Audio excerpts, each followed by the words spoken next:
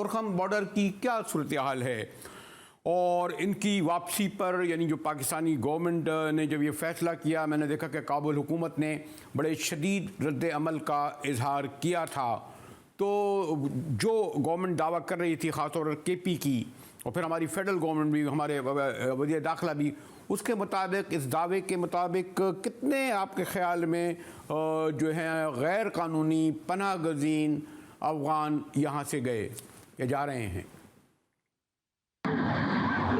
बहुत शुक्रिया जी। मैं लंडी कोतल में मौजूद हूँ और यहाँ से कुछ ही फासले पर, कुछ चंद ही किलोमीटर के फासले पर तोरखम, पाक अफ़गान बॉर्डर तोरखम वाक़या है। और यहाँ पर मेरे अक़ब में आप लंबी कतार देख सकते हैं ट्रकों की। मेरे साथ अफ़गान बच्चे हैं और यहाँ पर इस जगह ये जो वक्त है ये शदीद सर्दी है, सर्द हवा चल रही है और ये बच्चे बेसरो सामानी की हालत में यहाँ पर देखें, इनके स्वेटर भी नहीं है, इनके गर्म कपड़े नहीं हैं, लेकिन यहाँ पर आप देख सकते हैं कि ये मुश्किल सूरत हाल में। अब तक जो कल के आदाद शुमार थे वो ये थे कि 1,04,000 अफ़गान बाशिंदे जो हैं वो पाकिस्तान छोड़कर अपने वतन वापस जा चुके हैं, लेकिन आज भी ये प्रोसेस रहा सारा दिन, उसके आदाद शुमार अभी तक नहीं आए।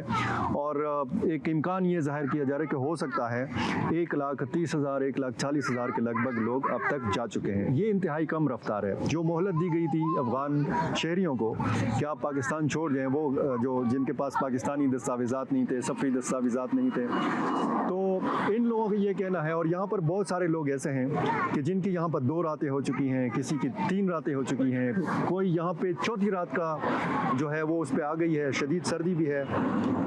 और हम ये सारी सूरत हाल आपको बता रहे हैं कि ये प्रोसेस जो है, जो वहाँ पर सरहदी पॉइंट के ऊपर है, वो इंतहाई स्लो है।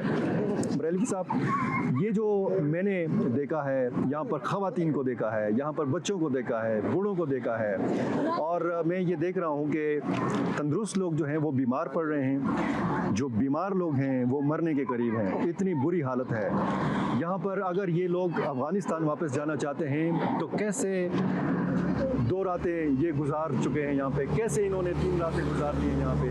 तो अगर ये जाना चाहते हैं तो इनको जाने दिया जाए, ये रफ्तार जो है ये तेज़ की जाए।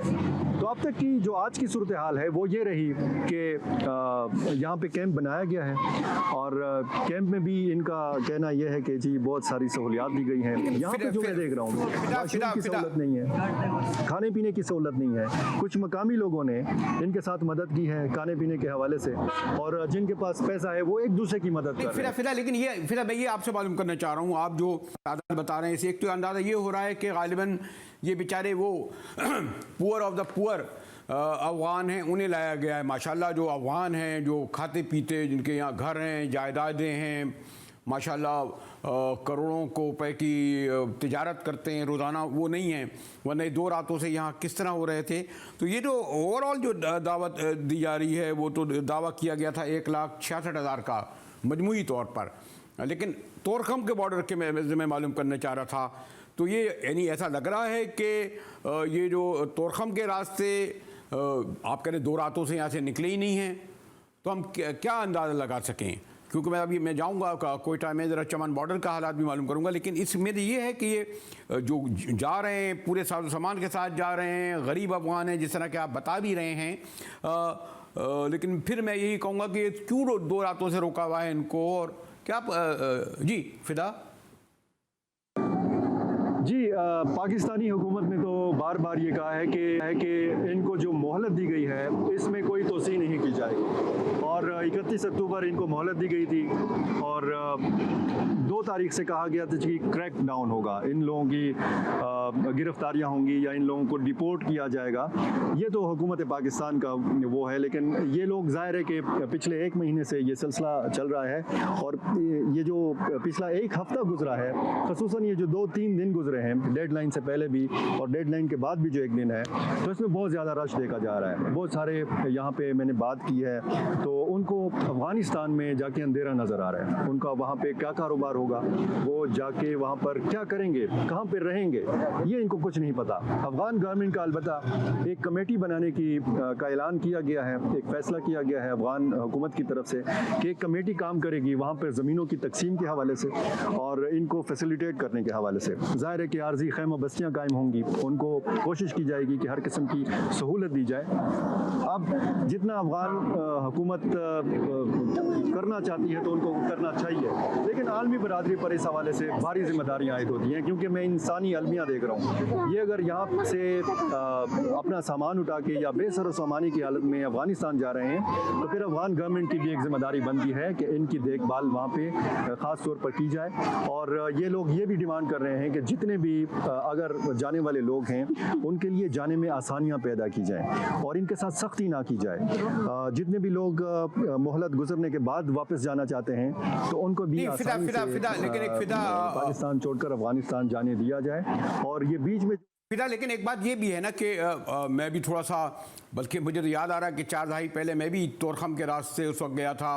पेशावर से बस चलती थी काबुल तक की, गालिबन 6 घंटे का रास्ता होता था, 2 घंटे जलालाबाद, फिर 2 घंटे बाद मुझे याद है लास्ट मैंने कहा ना उस वक्त तो बिल्कुल बॉर्डर खुला रहता था, 2-4 लोग ही जाते थे। तो ये जो फासला है पेशावर से तोरखम तक का वो तकरीबन 1.5-2 घंटे बनता है, फिर आगे होता है। लेकिन मैं अब जो हालिया वर्षों में तो 10,000 के करीब कह रहे थे कि आमद-ओ-रफ्त होती है और वो यानी चले जाते हैं वहाँ पर, टैक्सियों में आते हैं, क्योंकि अस्पताल शौकत खाना में वहाँ दिखाने आते हैं, इलाज यहाँ होता है। तो हम ये इल्ज़ाम लगा रहे थे कि ये डॉलर लेके जा रहे थे हमारे, इसलिए किल्लत पड़ गई, उनकी मईशत संभल गई।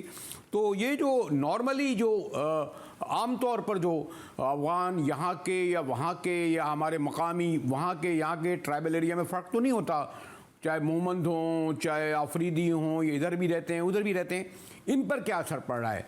क्या वो भी उनकी आमद-ओ-रफ्त जो है ख़त्म हो गई? आम तिजारत जैसे लोग स्मगलिंग कहते हैं वो ख़त्म हो गई फिदा?